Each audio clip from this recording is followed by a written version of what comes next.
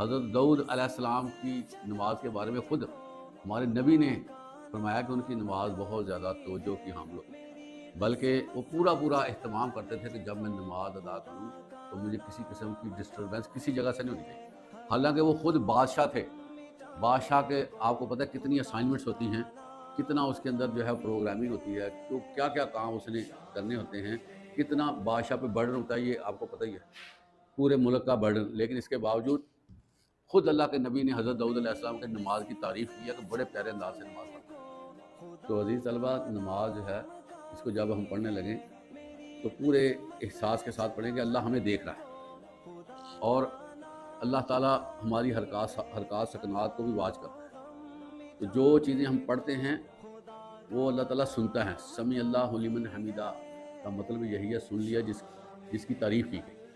حالانکہ ہم کتنا چپ کے پڑھ رہے ہوتے ہیں رکوع میں سجود میں، لیکن اللہ تعالیٰ اپنی حمد کو سن رہا ہوتا ہے۔ اس لیے اللہ کے نبی فرماتے ہیں کہ بتاؤ احسان کیا ہے؟ صحابہ کرام نے پوچھا کہ آپ فرمائیں احسان کیا ہے؟